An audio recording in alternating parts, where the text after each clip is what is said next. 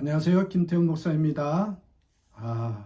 뚜벅뚜벅 메시지. 오늘은 요한복음 23번째.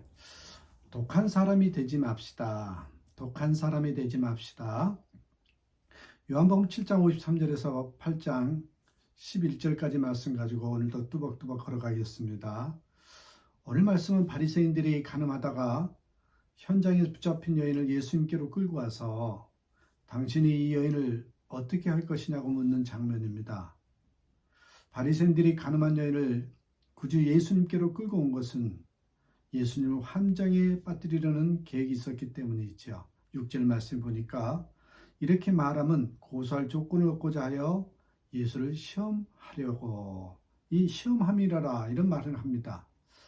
그렇습니다. 예수님을 체포해서 죽이고 싶으나 나다나엘이 지적한 대로 예수님께서 결정적으로 율법을 어긴 죄목이 없었습니다. 그래서 예수님을 함정에 빠뜨리려고 했던 것입니다.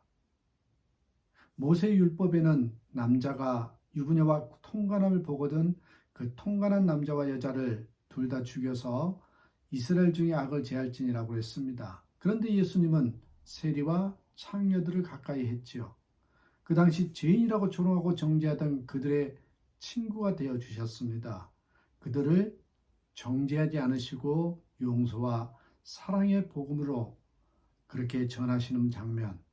그러나 예수님께서는 그 여인을 살려주라고 하시면 예수님은 모세 율법을 어기는 배교자여 음행을 장려하는 사람이라는 누명을 면하기 어려운 일입니다. 그때 예수님께서 땅바닥에 무엇인가 손가락으로 이렇게 글을 쓰시더니 바리새인들과 둘러싼 사람들에게 누구든지 죄 없는 자가 먼저 돌로 치라 하셨습니다. 그리고 쭈그리고 앉아서 땅바닥에 다시 뭔가 쓰셨다고 했죠. 그러자 어른에서부터 젊은이까지 한 사람 한 사람씩 다 가버리고 말았다는 것이죠. 그때는 사람들이 참 순진했구나 하는 생각이 들 정도입니다. 요즘 같으면 그 말 때문에 양심의 가치를 느끼고 돌아사는 그런 사람이 얼마나 될까요? 죄 없는 사람이 나를 때리십시오 한다면 아마 죽도록 맞을 겁니다. 그러나 예수님의 말씀 한마디에 사람들이 돌을 내려놓고 떠났다. 예수님의 말씀에 사람들의 마음을 찌르는 영적 권세가 있었음을 분명하게 보여주는 장면이죠. 그러나 우리는 본문에서 이 바리새인들의 악한 계교를 꺾으신 예수님의 지혜와 능력에 대해서 통쾌하게 여길 수만은 없습니다. 이 문제가 우리 자신의 문제이기 때문이죠. 여러분은 지금까지 살아오는 동안에 어떤 사람에 대해서 불같이 화내고 공개적으로 비난하고 욕한 적이 없으십니까? 사람이 그럴 수 있어? 그런 사람 가만두면 안 됩니다. 그 사람하고는 못 살아요. 우리 동네에서 쫓아내야 합니다. 우리 교회에서 내보내야 합니다. 이렇게 하면서 비난하고 분노했던 적은 없으신지요? 만약에 그런 적이 있다면 우리 자신이 바리새인과 같은 사람이라는 뜻이죠. 누가 옳고 누가 그러냐가 문제가 아니라 우리 안에 어떤 영이 역사하느냐가 문제입니다. 우리는 오늘 본문에서 똑같은 율법이라도 얼마나 다르게 적용되는지를 보아야 합니다. 바리새인들은 율법에 대해서 박사죠. 율법을 철저히 지킨다고 자부하던 사람들. 그런데 그들은 그 율법으로 사람을 죽이려고 합니다.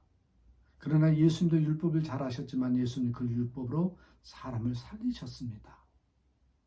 그것은 바리새인들의 마음에는 죽이려는 영이 역사하고 있었고 예수님 안에는 살리는 영이 역사하고 있었기 때문이죠.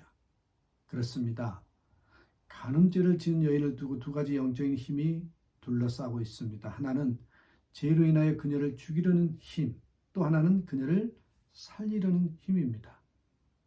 죽이려는 역사는 당연히 마귀의 역사이고요. 살리려는 역사는 예수님의 역사입니다. 이 두 가지 영적인 힘은 지금 우리에게도 똑같이 역사하고 있습니다. 우리가 사실 가늠한 여인과 같습니다. 우리 모두에게는 누구에게나 말할 수 없이 부끄러운 죄가 있습니다. 내 속에 있는 그 죄가 드러난다면 어떻게 사람의 눈총을 견딜 수 있겠습니까? 죄는 술집에서 술과 여자에게 몸과 마음을 뺏기고 놀아나는 사람들에게만 있는 것이 아닙니다.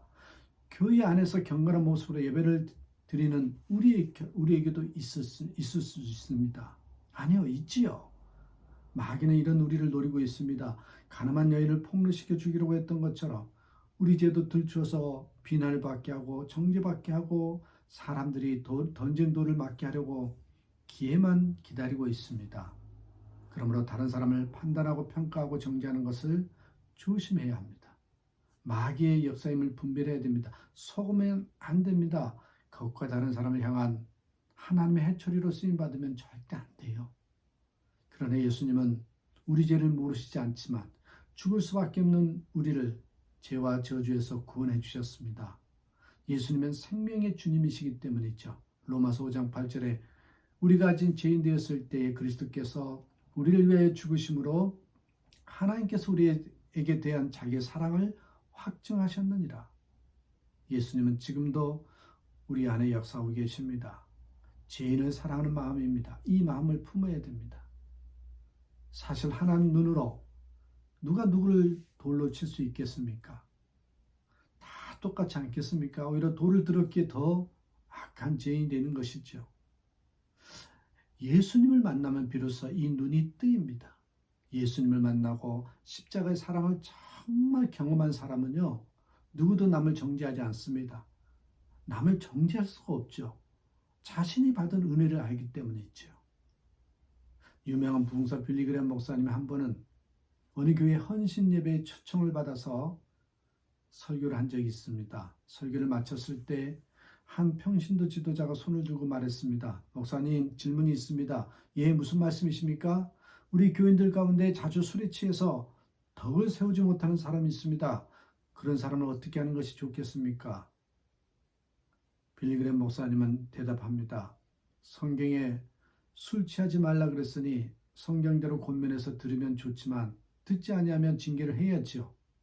그러나 또한 성경에 성령 충만함을 받으려고 했으니 성령 충만함을 받지 못한 사람도 징계를 해야 할 것입니다. 그래서 교회 문제가 해결됐다고. 한국교회는 여러분 초창기부터 율법적인 분위기가 매우 강했습니다. 한국 사회 유교 전통 때문이지요. 1절 말 어느 교회 수석 장로님의 큰아들이 믿지 않은 처녀와 결혼했더래요. 그 당시에는 주일에 예배당 청소하는 것도 안식일을 범하는 것이고 믿지 않는 자와 결혼하면 이방인과 결혼한다고 해서 책벌을 받았을 정도입니다. 교인들이 벌떼같이 그 수석 장로님을 징계해서 교회 질서를 바로 잡아야 한다고 그렇게 목사님을 압박합니다. 목사님은 결국 네, 다음 주에 책벌하지요 라고 대답했습니다. 목사님 설교 후에 강고 시간에 이 시간 모 장로님의 큰아들이 불신자와 결혼할기에 책벌하겠습니다 라고 말했습니다. 그러자 교인들은 이제야 교회가 바로 되는구나. 수석 장로가 무서워서 책벌을 못하더니 이제야 어쩔 수 없이 칼을 드는구나 라고 생각했습니다. 그런데 목사님이 계속 말씀하셔요. 그런데 이 청년은 아버지가 둘 있습니다. 하나는 그를 낳아서 기른 육신의 아버지요. 또 하나는 믿음의 아버지인 저 목사입니다. 이 청년이 세상에 나가서 범죄한 것도 아니요. 믿음의 죄를 지었으니 육신의 부모에게 죄가 있는 것이 아니요. 믿음의 부모인 내게 죄가 있습니다. 그러므로 목사인 내가 벌을 받겠습니다. 이제부터 나는 당분간 근신하기 위해서 모든 예배를 인도하지 않겠습니다. 남은 순서는 이 장로님께 맡길 것입니다 하고 강단에서 내려왔습니다. 그 장로님과 아들이 목사님을 붙들고 죄는 우리에게 있으니 우리를 책벌하시고 강단에 올라가십시오라고 했지만 목사님은 변함이 없었습니다. 교인들도 나서서 우리에게 책임이 있다고 했지만 모두 거절하고 스스로 책벌을 받았다는 것입니다. 그제서야 온 교인들이 마음에 들고 있던 돌을 내려놓았다라는 이야기죠. 사랑으로 다른 사람의 허물을 덮어주지 못했던 죄를 눈물로 자복하기 시작함으로써 그 교회는 법도 서고 사랑도 넘치는 교회가 되었다고 합니다. 사랑하는 여러분, 지금 우리 안과 주위에는 두 영적인 힘이 싸우고 있습니다. 우리 안에 역사하는 영이 죽이는 악한 영인지 살리는 예수님의 영인지 분별해야 합니다. 사람을 판단하고 정죄하고 죽이려 하는 그런 마귀의 영의 역사에 속으면 안 돼요. 가족 사이에, 이웃 사이에, 교우 사이에 마음이 악해지지 않아야 됩니다. 독한 사람이 되면 안 됩니다.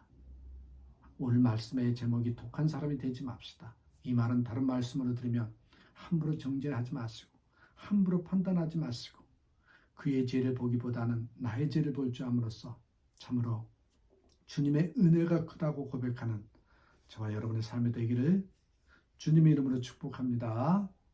감사합니다.